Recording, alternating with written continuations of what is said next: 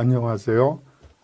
한국항공대학교에서 세계사 탐구를 가르치고 있는 조청현입니다. 이렇게 동영상 강의로 여러분들께 인사드린 지 벌써 3주 차네요. 오늘 녹음을 위해서 학교를 왔는데요. 목련과 개나리가 참 이쁘게 활짝 피어 있더라고요. 물론 어제 비가 와서 좀 꽃잎이 떨어지긴 했지만 여하튼 정말 화사한 봄이 우리들 곁으로 오고 있다는 것을 느끼게 되었습니다. 곧 코로나도 종식이 되겠죠. 오늘 강의할 내용은 공화정과 시민권, 로마가 인류에게 준 선물이라는 첫 번째 테마랑 그 다음으로 포에니 전쟁의 빛과 그림자, 세 번째로는 공화정을 망친 포퓰리즘, 마지막으로 국교화의 중요성을 한번 살펴보도록 하겠습니다. 자, 공화정과 시민권, 로마가 인류에게 준 선물을 한번 제시문을 먼저 읽어보도록 하죠. 로마의 공화정과 시민권은 인류에게 매우 독특한 경험을 선물했죠. 공화정과 시민권은 이탈리아를 통일하는 과정에서 로마의 팽창에 큰 힘을 보태주었습니다. 로마는 이웃 도시국가의 성문 앞에서 노예가 될 것인가 아니면 로마의 시민이 될 것인가를 물었습니다. 통일 이후 지중해로 뻗어나가는 과정에서도 로마 시민권과 공화정은 무혈 입성을 위한 묘책이었죠.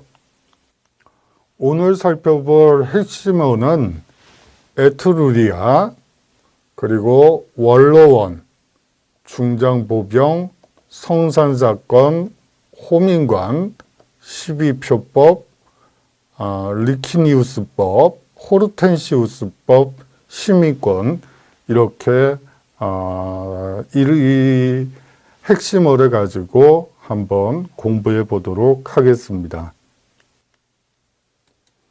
먼저 에트루리아를부터 살펴보도록 하죠. 이탈리아 반도 최초의 고대 국가가 바로 에트루리아였습니다. 기원전 10세기에서 8세기경에 소아시아의 리디아에서 바다를 건너 이탈리아 반도로 이주해 왔죠. 기원전 8세기에서 2세기경 북쪽의 토스카나 지방부터 남쪽의 로마에 이르는 지중해 연안 지역을 포함한 중부 이탈리아의 거의 전역을 지배하고 있었습니다. 이들의 문화는 특히 금성 문자가 많이 발견이 되었지만 아직 해독이 이루어지지 못하고 있기 때문에 정확하게는 알려져 있지 않고 있습니다. 다만 서아시아에서 온 아시아 계통이기 때문에 이들에 대해서 상당히 부정적으로 묘사되고 있는 것이 사실이죠. 역사에서 기록을 스스로 남겼느냐 안 남겼느냐는 이런 점에서 상당히 중요하다고 개인적으로는 생각합니다. 에트루리아인들은 그리스인처럼 도시국가를 형성하고 살아갔습니다. 타르퀴니아, 키우시, 베이오, 체르베터리, 카에레, 아레초 등의 12개 도시가 존재하죠. 이들은 군사동맹인 에트루리아 연맹을 조직하게 됩니다. 처음에 에트루리아인은 페니키아, 키프로스 등 서아시아의 영향을 많이 받았죠. 기원전 7세기경부터 이탈리아 남부의 그리스 식민 도시와의 교류가 활발해지면서 그리스 문화로부터도 강한 영향을 받게 됩니다. 로마인들은 에투르리아인을 잔인하고 야만적이며 향락적인 것으로 평가하는 기록을 많이 남겼습니다. 하지만 로마인들은 이 에투르리아인들로부터 군사술부터 시작해서 거의 모든 것을 배웠다고 여러분들이 생각하시면 될 것 같아요. 거듭 말씀드리지만 스스로 한 국가가 스스로 기록을 남길 수 있느냐 없느냐는 상당히 중요하다는 점을 다시 한번 강조하고 싶습니다. 이 로마의 건국은 이 기원전 8세기경에 라틴인이 테베레 강변에 세운 도시국가입니다. 이 테베레 강변이라는 곳은 로마 근처에 있는데 이쪽을 통하지 않으면 남북으로 갈 수가 없어요. 사실 사통팔달에 한반도로 치자면 서울과 같은 입지 조건을 가지고 있다고 여러분들이 생각하시면 될 것 같아요. 이 처음에는 이웃 에투르리아 출신 왕의 지배를 받는 왕정체제였죠. 그러다 이 왕을 내쫓고 로마인들은 귀족 공화정을 수립하게 됩니다. 기원전 6세기 말경이죠. 원로원과 집정관, 즉 최고 행정관을 귀족이 독점하는 귀족 공화정 체제가 수립되게 되죠.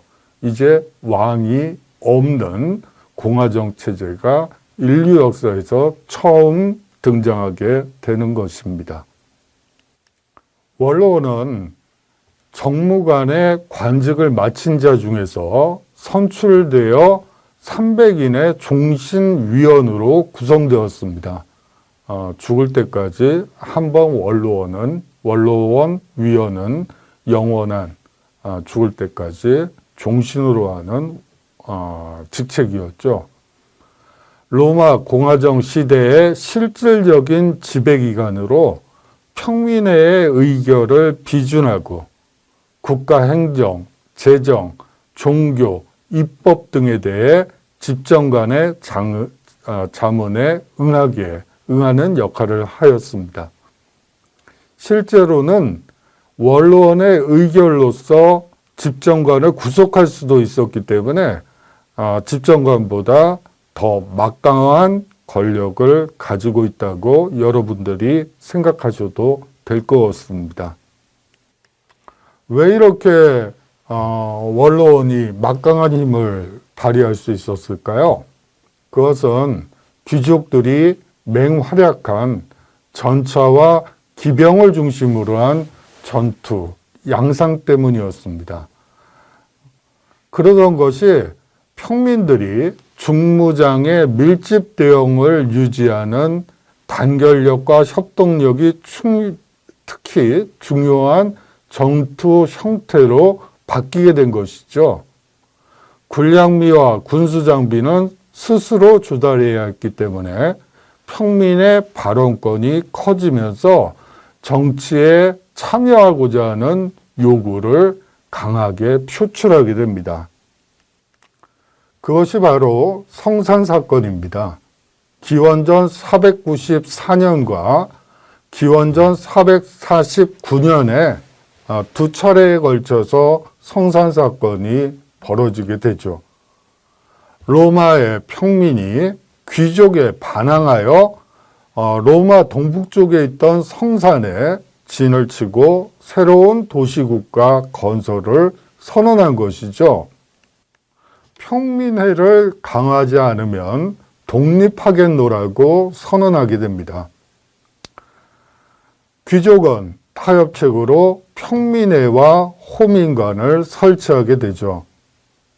사실 귀족이 손에 물 한 방울 묻혀본 적이 없죠. 그런데 평민과 노예들 일부가 사실상 성산에 모여서 파업을 한 것과 같아요. 그러니까 다시 말하면 귀족 부인들 혹은 귀족들이 설거지부터 시작해서 청소까지 모든 일들을 도맡아 해야지 되는 사태가 벌어진 것이죠. 그렇기 때문에 귀족은 타협책으로 평민회와 호민관을 설치하게 됐다고 여러분들이 생각하시면 될 것 같습니다. 이 호민관 제도는 성산사건 이후 귀족의 양보로 평민의 이익을 지키기 위해 설치된 관직입니다. 매년 10명의 호민관이 평민 가운데 선출됐죠. 평민의 생명과 재산을 지키는 임무를 맡았습니다. 직정관과 원로원의 의결에 대하여 거부권을 행사함으로써 국정에 관여하게 되는 것이죠. 평민회의 의장으로서 본래 명령권과 권한이 없었기 때문에 점차 국가의 다른 관료와 구별하기 어려워집니다. 평민회의 의결이 국법과 동등한 구속력을 가지게 된 뒤, 즉 뒤에서 살펴보게 될 호르텐시우스법이 통과되기 전까지는 일반 공무직과 다를 바가 없다가 호르텐시우스법이 통과된 이후로 호민간의 권한이 증대되는 것이죠. 제정시대에는 관직으로서는 존재했지만 사실 본래의 기능은 상실하게 됩니다. 이 12표법을 한번 살펴보도록 하죠.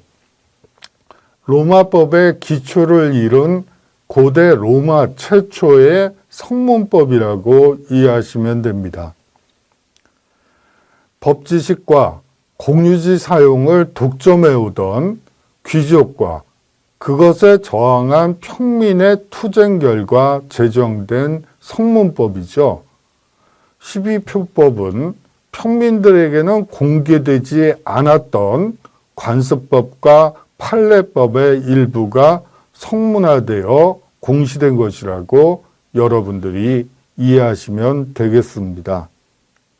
이것을 동판에 새겨 시장에 공시하게 되죠.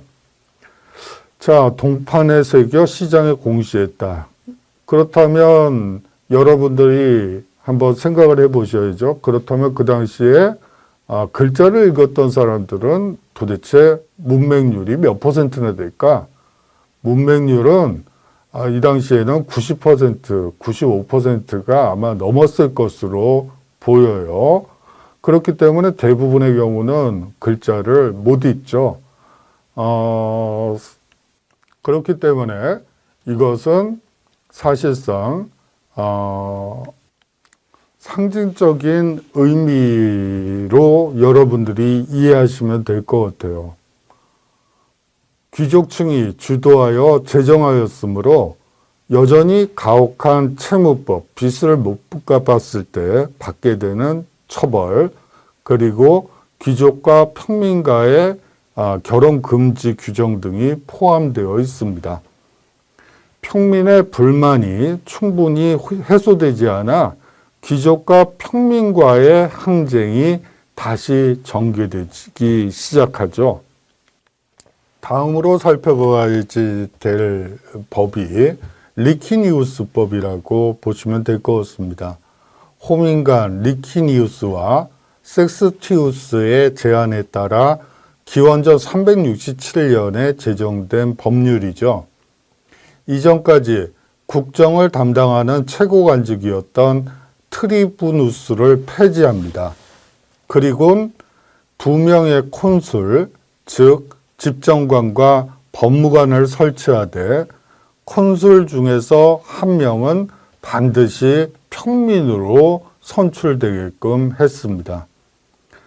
이 법의 의의는 최초로 평민에게 최고 관직의 길이 열렸다는 것입니다. 귀족과 평민 신분의 정치적 평등을 도모하고 경제적으로는 빈부격차를 줄이는 데 목적이 있었습니다. 리키니우스법에는 부채에 관한 법조항이 있어요. 한번 볼까요? 부채의 상환은 3년 분할 상환으로 하고 이자는 원금에서 공제하여 지불. 원금에서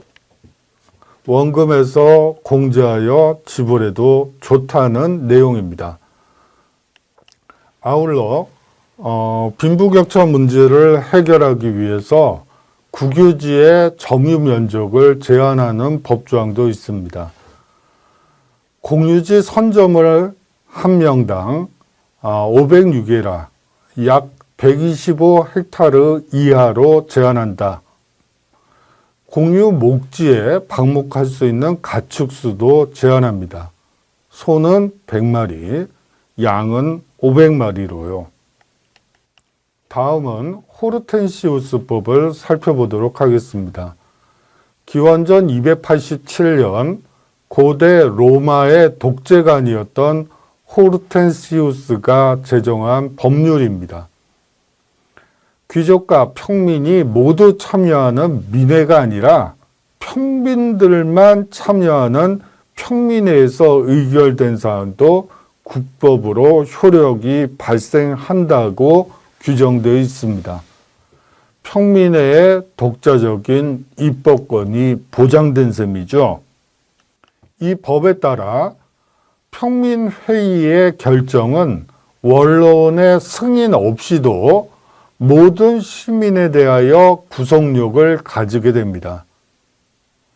파트리키라 불린 귀족과 플레부스라 불린 평민 간의 법적인 평등을 실현해 두 계층 사이에, 두 신분 사이에 존재하던 신분투쟁을 종결한 법이라고 여러분들이 이해하시면 됩니다.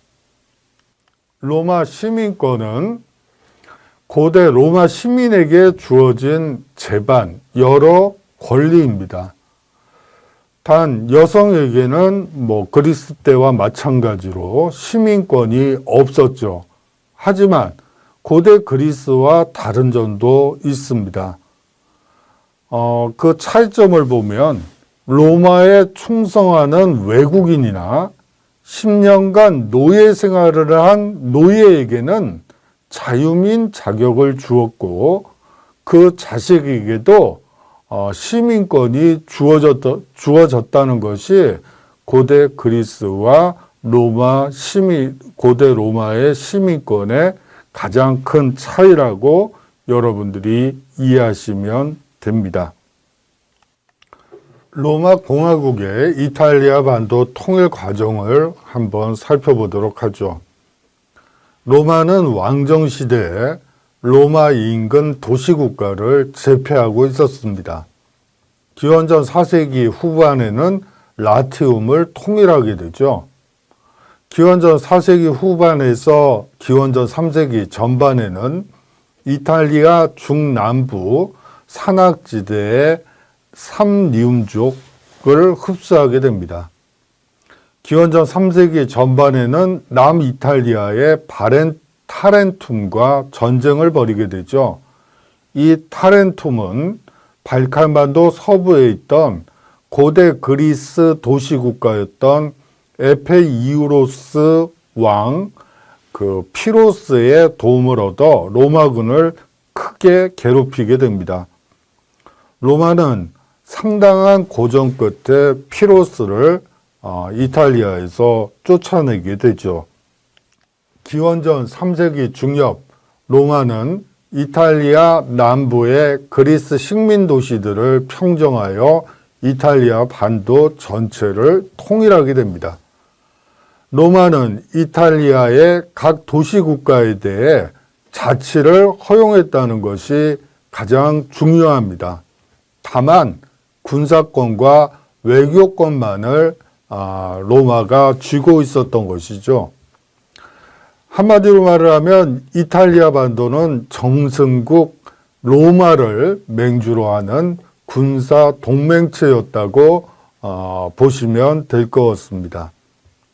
군대는 로마 시민이 정규 군단을 편성하고 동맹국은 별도로 편성된 보조군이 되어 로마 시민의 지휘를 따라 움직였습니다. 로마가 이탈리아 반도를 넘어 해외로 진출할 때에도 이러한 형태의 군대였죠. 로마 군단은 기본적으로 그리스의 방진과 같은 개념으로 전투를 하는 보병 밀집 대형 전술을 채택했습니다. 로마 시민들은 로마군의 일원이라는 사실을 의무라기보다는 시민으로서 누리는 하나의 특권으로 간주했죠. 시민권이 없는 사람들이나 노예들은 로마군이 될 수 없었기 때문입니다. 시민군은 각자 자기 무기와 갑옷을 준비하여 싸우고 그러한 장비를 휴대한 사실 자체를 대단히 자랑스럽게 여겼던 것이죠. 자, 두 문제를 한번 내보도록 하겠어요. 과제로요. 로마의 공화정과 시민권이라는 개념이 자리를 잡을 수 있었던 이유에 대해 여러분들이 대답해 주시면 고맙겠습니다. 다음으로 로마 공화정과 시민권 개념이 서구의 근대국가 건설의 이념적 초대가 되었던 이유에 대해서 여러분들이 한번 정리해 보시면 좋겠는데, 이거는 요번에는 빼고 다음 근대국가 무렵이 되었을 때 내도록 하죠. 그러니까 로마의 공화정과 시민권이라는 개념이 자리를 잡을 수 있었던 이유에 대해 여러분들이 한번 글로 써서 메일로 보내주시면 감사하겠습니다. 다음은 포에니 전쟁의 빛과 그림자입니다. 포에니 전쟁은 지중해의 해상 무역권을 둘러싸고 로마와 카르타고 사이에 벌어진 전쟁이었죠. 여기서 승전을 거둔 로마는 지중해 무역권을 독점하게 됩니다. 그러나 모든 전쟁에는 빛과 그림자가 있기 마련이죠. 비록 승전은 했지만 로마 공화정은 서서히 몰락하여 황제정으로 넘어가게 됩니다. 이 와중에서 공화정을 지키기 위한 노력이 바로 그라쿠스 형제의 개혁이죠. 오늘 다룰 핵심어는 포에니 전쟁, 그리고 지중해 해상 무역권, 공화정의 변질, 벌쪽, 라티푼디움, 그리고 그라쿠스 형제가 되겠습니다. 포에니 전쟁은 로마 카르타고 전쟁이라고 하고요. 거의 120년간 지속된 전쟁입니다. 여기서 포에니는 라틴어로 페니키아인을 가리킵니다. 페니키아인 하면 여러분들이 기억나시는 게 있겠죠? 최초의 표음 문자인 알파베트를 만들었던 사람들이다 라고 여러분들이 개념적으로 이해하고 계실 거예요. 사실 이 페니키아인들은 상업에 발달되어 있었기 때문에, 상업이 발달했기 때문에 지중해 무역권을 중심으로 한 상업에 그 상업 활동을 했기 때문에 사실상 이들은 문자에 계약서를 작성한다든지 이런 문자를 처음으로 만들 수밖에 없었던 그런 점을 여러분들이 이해하시면 돼요. 그리고 이들이 만든 문자는 대부분 계약서의 형태로 남아 있다는 점도 한 가지 말씀드리고 싶네요. 이 포에니 전쟁의 원인은 지중해 해상권을 장악하기 위해서입니다. 누가 가지고 있었을까요? 당연히 카르타고가 가지고 있었고 로마는 도전자라고 보시면 됩니다. 이 전쟁의 결과는 어땠을까요? 로마의 승리로 지중해 일대의 해상권을 장악하고 이를 바탕으로 세계 제국으로 성장하게 되었죠. 제1차 포에니 전쟁은 시칠리아 동북단의 이 그리스 식민시 메시나를 에워싼 싸움이 발단이 됐습니다. 로마군은 시칠리아 남쪽 해안의 아크라가스를 점령하고 이후 새로 강력한 해군을 길러 기원전 260년 시칠리아 북쪽 해안의 해전에서 카르타고 해군에게 대승을 거두게 되죠. 이 여세를 몰아 기원전 256년 로마는 대함대를 거느리고 아프리카로 원정길에 나섰으나 아주 큰 패배를 경험하게 됩니다. 시칠리아 서쪽 아이가테스 해전에서 로마가 승리하여 카르타고로부터 무조건 항복을 얻어내게 되죠. 전쟁의 결과 로마는 거액의 배상금을 얻고 시칠리아는 로마의 첫 번째 속주가 되었습니다. 로마는 이후 샤르데니아, 코르시카를 제2의 속주로 삼죠. 제2차 포에니 전쟁을 한번 살펴보도록 하겠습니다. 우리가 흔히 한니발 전쟁이라고 하시면 더 이해가 빠를 것 같아요.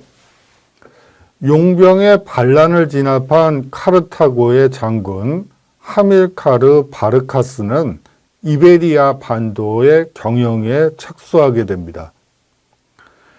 이 분의 사위였던 하스도르바르와 아들 한니발이 세력을 기른 후 한니발이 로마의 동맹시인 사군툼을 공격하게 되죠. 기원전 218년 다시 로마와의 전쟁에 돌입하게 되는 것입니다. 대군을 거느린 한니발은 남프랑스를 석권한 후 먼저 피레네 산맥을 넘어 남프랑스를 석권한 후 알프스를 넘어 이탈리아에 침입하게 되죠. 반도의 각지에서 로마군은 격파를 당하게 됩니다. 티키누스 전투가 특히 유명합니다. 기원전 216년 8월 2일 남이탈리아의 이 칸나의 전투에서 한니발이 로마군을 포위 섬멸, 거의 5만의 로마군을 전멸시키게 됩니다. 반도에 있는, 그렇지만 이 패전에도 불구하고 반도에 있는 로마의 동맹시가 로마를 배반하지 않았다는 것은 상당히 중요한 의미를 가지고 있어요. 카르타고는 마케도니아의 필리포스 5세 및 시칠리아의 시라쿠사와 동맹을 맺고 로마는 이를 게릴라 전법으로 교묘히 저지하게 됩니다. 로마군은 기원전 206년 스키피오 아프리카누스의 지휘하에 카르타고 군의 거점인 이베리아 반도를 완전히 평정하게 되죠. 기원전 202년에는 아프리카누스의 인솔하에 북아프리카로 건너가 자마 전투에서 한니발 군을 격파하게 됩니다. 제2차 포에니 전쟁도 로마군의 승리로 끝난 것이죠. 그 결과 카르타고는 해외 영토를 모두 잃고 거액의 배상금을 지불하게 됩니다. 한니발은 동방 시리아의 안티오코스 3세에게로 도망쳤다가 다시 비티니아 왕에게 의탁하여 재기를 꾀했으나 허사로 돌아갔죠. 제3차 포에니 전쟁은 카르타고의 숨통을 완전히 끊어놓은 전쟁이었다고 보시면 됩니다. 로마는 카르타고와 그 이웃나라인 누미디아 사이에 마시니사 전투에 개입하게 되죠. 로마는 기원전 149년 소 스키피오가 인솔하는 로마 해군이 마침내 카르타고를 포위하여 이를 철저히 파괴합니다. 3차에 걸친 포에니 전쟁에 종지부를 찍고 카르타고의 옛 땅은 아프리카라는 이름으로 속주가 되어버리죠. 포에니 전쟁은 120년 이상 지속된 전쟁입니다. 서지중해 전역과 아프리카에 걸쳐 전개된 전쟁이었죠. 이 당시에 세계 대전이라고 해도 무방할 것 같습니다. 민족적 시련을 극복한 로마가 일개 도시국가에서 지중해 세계 전체에 걸친 세계 제국으로 발전하는 전환점이 된 전쟁이기도 합니다. 로마의 세계 정복과 확장은 로마의 경제, 사회, 정치에 혁명적인 파급 효과를 끼쳤으며 이후 공화정 자체가 몰락하는 한 원인이 되어 특히 제2차 포에니 전쟁으로 이탈리아는 14년 동안 전란으로 황폐화되고 전염병이 창궐하여 인구가 격감하게 되는 시련도 겪게 됩니다. 해외 주둔군으로 차출된 장정들은 로마로 흘러들어가게 됩니다. 로마 시민군의 주축인 자장농의 수는 심각하게 줄어들게 되죠. 자장농들이 농사를 지어 스스로 경작을 했죠. 그 이전에 로마는. 그리고 그들이 스스로 무기를 장만해서 중장보병이 되었고 그 힘을 바탕으로 해서 공화정과 민주주의를 이루었다고 보시면 될 것 같아요. 그런데 이 포에니 전쟁의 결과 자장농의 수가 심각하게 줄어들었다는 것은 로마 시민군이 약체화되었다는 것을 의미하는 것이고 더 이상 군대를 유지하기가 어렵다는 의미이기도 합니다. 로마의 해외 팽창으로 토지, 노예 노동력이 유입되면서 로마 귀족의 사유지에서 라티푼디움, 대농장이 발달하게 됩니다. 토지를 잃은 자들이 로마로 몰려들어 로마의 인구가 급속히 증가하게 되죠. 거기에 따라서 거주 환경은 열악하기 짝이 없었습니다. 이 당시에 주거 형태를 보면 5층짜리 집들이에요. 다층 구조고요. 그 5층 건물에 쪽방들이 가득 차 있다고 여러분들이 생각하시면 돼요. 그러니까 범죄율도 높고 도시 빈민들의 불만이 쌓여갈 수밖에 없었던 것이죠.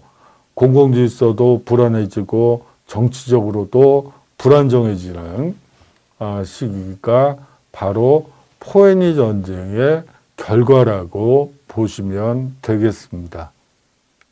정치적으로는 제1, 2차 포에니 전쟁 동안 원로원은 지도력을 발휘하고 국익을 신장시켜 절대적인 신망을 얻었던 것이 사실입니다. 하지만 전후에 원로원 귀족들은 국익보다는 기득권을 활용해 자신들의 권력과 위신을 지키는 데만 급급했죠. 귀족들 간의 편협한 전쟁이 빈번하게 일어납니다. 전쟁 영웅이 전기에서 부상하면서 개인의 막강한 권력과 독립성이 부여되어 로마 공화정 전통이 위협받게 되는 것이 이 포에니 전쟁의 결과이기도 합니다. 그러면서 로마 공화정은 변질되게 되죠. 벌족들은 유력자라고 하기도 하고 귀족이라고도 보시면 되고요. 이 벌족들은 노예 노동을 이용한 라티푼디움, 즉 노예제 대농장을 확대해 나갑니다. 중소자연농은 토지를 잃고 빈민으로 몰락하게 되죠. 이것은 결과적으로 중장보명, 즉 시민군의 몰락을 의미하는 것이고 공화정의 기반이 붕괴되었다는 것을 의미하며 마지막으로 그에 따른 사회 혼란이 아주 극대화되었다라고 이해하시면 될 것 같습니다. 벌족은 고대 로마 공화정 말기에 조직한 정치 당파입니다. 최선의 사람들을 뜻하는 오티마테스의 다른 이름이죠. 포플라레스, 즉 평민파의 상대 당파이기도 합니다.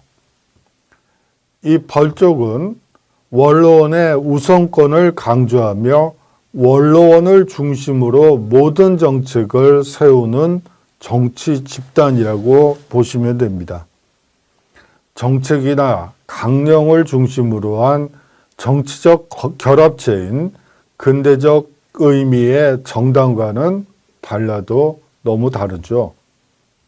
공화정 말기에 일어난 로마의 내란은 바로 이 벌족파와 평민파의 정쟁이었습니다. 모두 귀족이죠. 다음으로 라티푼디움을 살펴보죠. 이 말은 광대한 토지를 의미하는 라틴어입니다. 고대 로마 시대의 대토지 소유 제도를 말하는 것이죠. 이탈리아 반도의 정복 과정에서 로마는 영토를 확대하는 한편 점령한 토지를 국유화시켰습니다. 벌족이 국유지를 사유화함으로써 대토지 소유제로 변질된 것이죠. 장기간의 전쟁으로 토지가 황폐화되었습니다. 이농으로 인해 중소농민층이 몰락하게 된 것이죠. 당시 노동력은 대부분 성인 남성을 기준으로 해서 노동을 계산을 해요. 그런데 장정들이 전부 군대를 간 거죠. 포에니 전쟁에 동원되었습니다. 그러다 보니까 노약자들, 아낙네들이나 어르신들이 농사를 짓게 되고 그들이 경작할 수 있는 땅의 규모는 장정들보다 작을 수밖에 없었죠. 그렇기 때문에 모자란 부분을 빚을 지게 되고 그 빚 때문에 결국은 땅을 빼앗기는, 귀족들에게 땅을 빼앗기는 사태가 벌어지게 되는 것이죠. 거기다가 로마가 지중해 세계를 평정함으로써 노예 공급원이 개척되게 됩니다. 공화정 말기에는 노예제에 의한 대토지 소유제가 이탈리아에서 크게 확대됩니다. 라티푼디움의 경영은 직영지와 소작지로 구분됩니다. 직영지에서는 노예 노동에 기반한 과수재배가 발달했죠. 황금 작물이라고 보시면 돼요. 돈으로 쉽게 유통이 되는, 바꿀 수 있는. 소작지는 몰락한 중소농민, 로마 시민들 중에 몰락한 중소농민들이 소작지에서 밭작물을 주로 재배했습니다. 라티푼디움은 직영지에서는 노예 노동에 기초한 상품 작물 생산에 초점이 맞춰지고 소작지에서는 자급자족적인 생산에 기초했다고 보시면 됩니다. 노예제도가 가지는 비생산성과 노예 공급원의 감소로 노예제보다는 나중에는 자유소작제로 바뀌게 되는데 그거는 조금 이따 살펴보도록 하겠습니다. 중소자장농의 몰락, 시민군의 붕괴, 이러한 문제들을 해결하기 위해서 그라쿠스 형제는 개혁안을 제출하게 됩니다. 기원전 133년 젊은 호민관이었던 티베리우스 그라쿠스는 농지법을 제안합니다. 벌족들이 과도하게 점유한 공유지를 부분적으로 재분배하고자 했던 것이죠. 그라쿠스는 자신이 옳다고 생각하고 관례를 무시한 채 평민회에 법안을 제출하기 전에 원로원의 자문을 구하지 않은 상태에서 평민회에 법안을 제출하게 됩니다. 가난한 시민, 주로 농촌 출신 빈민에게 법안 통과를 호소했던 것이죠. 가난한 시민들의 지지를 등에 업고 농지법을 강행 처리하게 됩니다. 그는 농지법에 반대하는 동료 호민관이었던 옥타비우스를 면직합니다. 그리고는 농지분배 3인위원회를 구성하게 되죠. 아탈로스 3세가 유증한 페르가몬 영토에서 생긴 수익 일부를 농지분배 자금으로 전용하게 됩니다. 이 페르가몬 영토에서 나오는 수익을 가지고 원로원은 대외정책 및 재정에 대한 권한을 행사하게 되죠. 그리고 수입을 얻었던 거예요. 그러던데 이 원로원의 수입원을 내 타격을 미친 거죠. 이에 따라서 원로원 세력에 살해당하게 됩니다.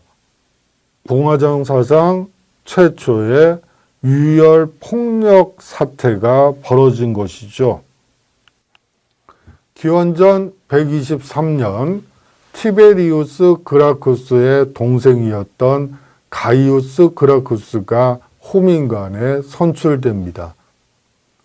형의 농지법을 부활하고 대규모 식민도시를 건설하여 이탈리아의 토지 부족 문제를 해결하려고 했죠.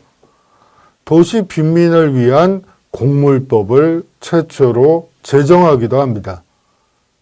형이 평민, 몰락, 중소자장농의 지지를 가지고 개혁안을 통과시키려고 했다가 실패했다는 사실을 잘 알고 있던 동생은 기사계급을 끌어들이려고 노력합니다. 아시아 속주의 조세직무 업무를 기사계급에게 맡긴다든지 기사계급을 속주 총독의 학정을 재판하는 상설 법정에 배심원으로 참여시킨다든지 해서 이 기사계급의 지지를 호소했던 것이죠. 아울러 로마 시민권과 라티움 시민권을 확대하려는 법안도 제안하게 됩니다. 그러나 호민관 드루수스가 시민들을 선동하여 그라쿠스에 대항하게 되죠.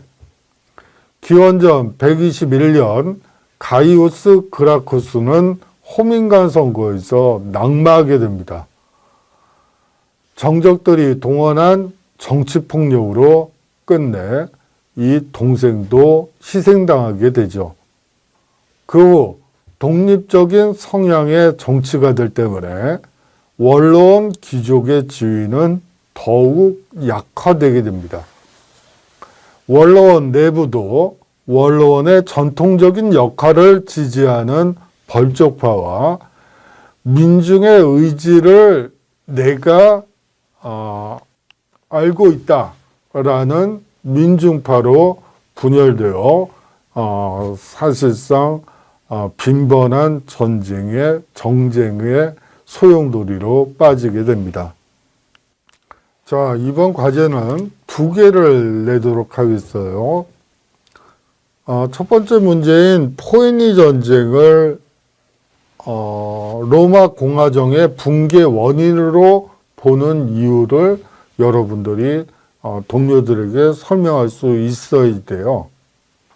다음으로 그라쿠스 형제의 개혁이 추구한 이상은 매우 웅대했지만 암담한 실패로 끝나고 말았습니다.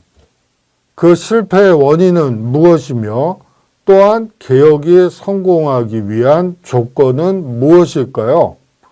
여기서 말하는 개혁은 그라쿠스 형제의 개혁일 필요는 없어요. 대부분의 개혁은 모두 이상은 높지만 현실 속에서 암담한 실패로 끝나게 되죠. 그것을 성공하기 위한 조건을 한번 여러분들이 생각해 보시라고 내보게 되었습니다.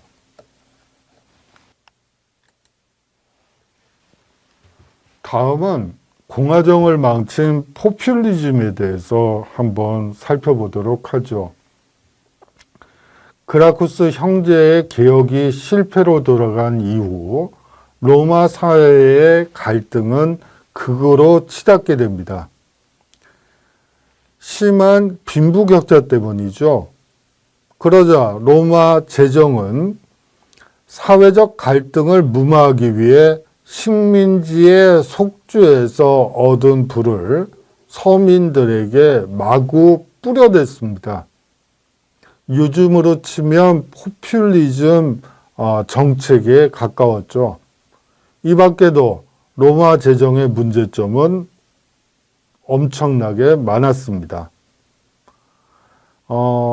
핵심어를 보시면 삼두정치, 카이사르, 로마의 평화, 군인 황제 시대, 이민족의 침입, 콜로나투스 제도, 동서로마 분열, 게르만 침입, 서로마 제국 멸망, 비잔티움 제국까지 한번 정리해 보도록 하겠습니다. 먼저 삼두정치를 살펴보도록 하죠. 이 삼두정치라는 것은 3인이 공동으로 정책을 결정한다는 뜻이에요. 3명이서 군대의 사병화로 인해 군인 정치가가 이 시기에 등장하게 됩니다. 기원전 60년에 1차 삼두정치가 성립하게 되죠. 여러분들이 많이 들어보셨던 카이사르, 폼페이우스, 크라수스, 여기에서 카이사르의 승리로 로마의 권력을 카이사르가 가져가게 됩니다. 나중에 카이사르는 공화파에 암살당하죠. 기원전 43년에는 옥타비아누스, 안토니우스, 레피두스 이 3인이 삼두정치, 제2차 삼두정치를 하게 됩니다. 옥타비아누스가 승리함으로써 로마는 나중에 제정으로 나아가게 되죠. 카이사르는 집정관이자 장군이었습니다. 국유지를 가난한 시민들에게 분배하며 군인들의 생계를 보장하여 민중의 지지를 얻어냈죠. 원로원으로부터는 종신 독재관의 지위를 부여받아 권력을 합법적으로 장악합니다. 공화정을 지키고자 하는 사람들에게 나중에 살해당하죠. 카이사르는 말로 유명세를 얻었던 분이기도 해요. 뭐 예를 들자면 주사위는 던져졌다. 기원전 49년 1월 루비콘 강을 건너면서 쿠데타를 일으키기 위해서 루비콘 강을 건너면서 주사위는 던져졌다라는 표현을 쓰게 됩니다. 기원전 47년 9월에는 소아시아를 정벌하고 원로원에 다음과 같은 보고서를 보내죠. 왔노라, 보았노라, 이겼노라.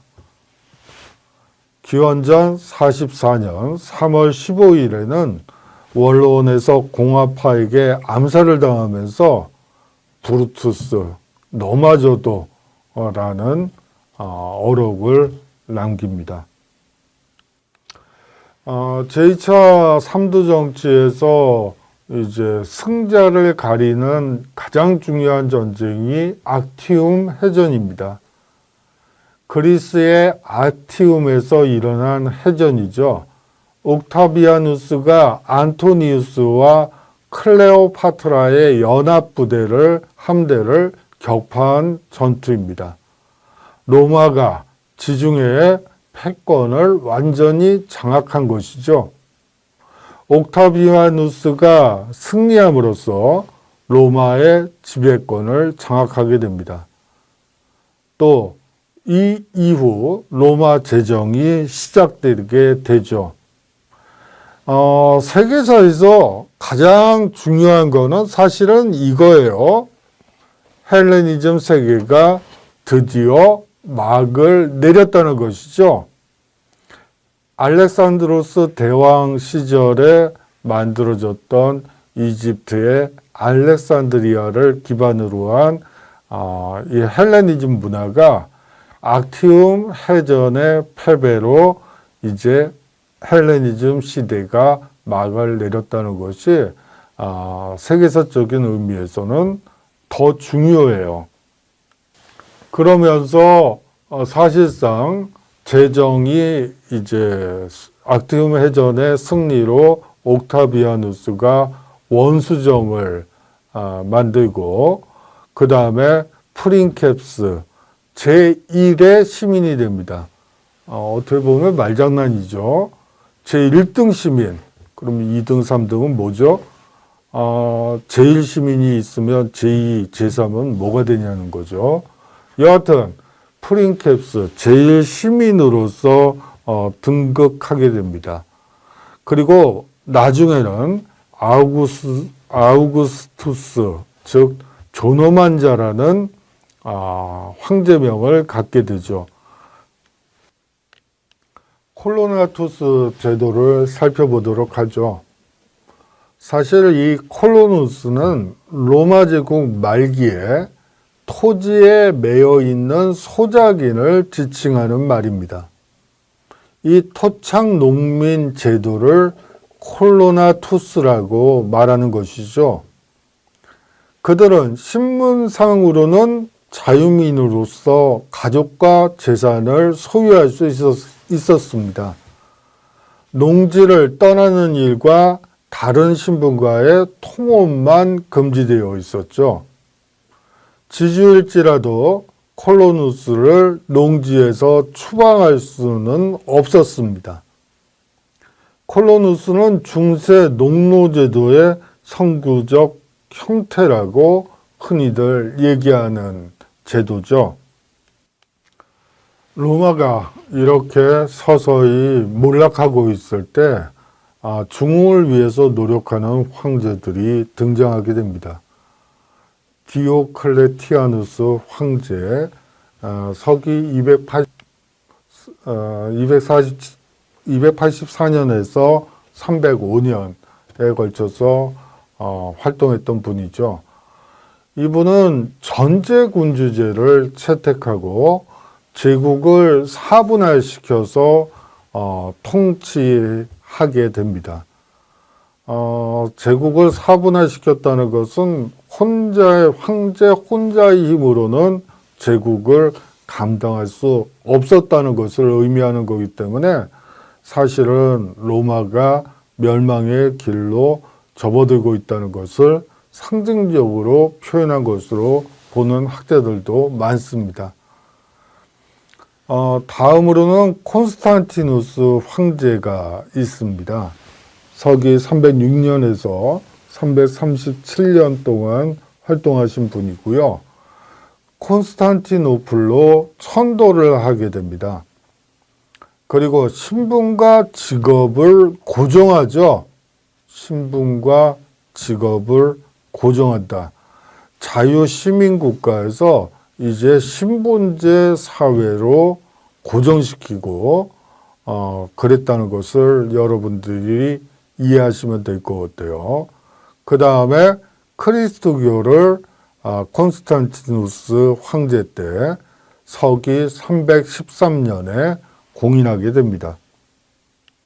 그러다 이제 동서로마로 분열되게 되죠. 테오도시우스 황제 사후 제국은 동서로 분열되게 됩니다. 서기 395년의 일이죠. 그 다음 서로마는 게르만족의 침입으로 476년에 멸망합니다. 하지만 거기에 비해서 동로마는 비잔티움 제국으로 발전하여 약 1000년 동안 나라를 유지할 수 있었죠. 오스만 제국에게 멸망한 해가 1453년이니까 거의 1000년 제국을 이루었다고 보시면 될 것 같습니다. 마지막으로 과제를 드리도록 하겠습니다. 학자들은 로마의 멸망 원인을 다양한 각도에서 연구해 왔습니다. 그 중에서 황제 계승 방식과 콜로나투스 제도를 그 원인으로 보는 데는 대체로 의의가 없습니다. 황제 계승 방식과 콜로나투스를 로마 멸망의 원인으로 보는 가장 큰 이유를 여러분들이 한번 정리해 주시면 돼요. 근데 메일을 보니까, 많이 적나요? 그런 질문들도, 많이 있던데요. 많이 적을 필요는 없죠.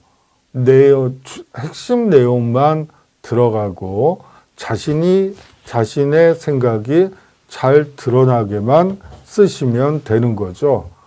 그 방법은 여러 방법이기 때문에 여러분들이 자율적으로 선택하셔서 쓰시면 될 것 같습니다. 오늘 사실은 국교화의 중요성까지 한번 살펴보려고 했었는데요. 그것이 여의치가 못했네요. 그래서 다음 주에 강의하도록 하고, 이제 사실은 3주차로 이제 다음 주에 이제 4주차 강의를 또 동영상 강의로 하게 될 것 같아요. 그 다음 주에는 꼭 한번 만났으면 좋겠네요. 사실 앞선 강의에서도 말씀드렸다시피 혼자서 개나리도 보고 목련도 보고 진달래도 보고 그냥 혼자만 즐기기는 좀 너무 아깝다 그런 생각도 죄스럽다 이런 생각도 드네요. 여하튼 건강에 유의해 주시고요. 가장 중요한 것은 손을 잘 닦는 거가 되겠죠. 세수 잘 하고 여하튼 건강한 모습으로 다다음 주에 인사드렸으면 하는 바람이 있습니다. 그러면 안녕히 계십시오.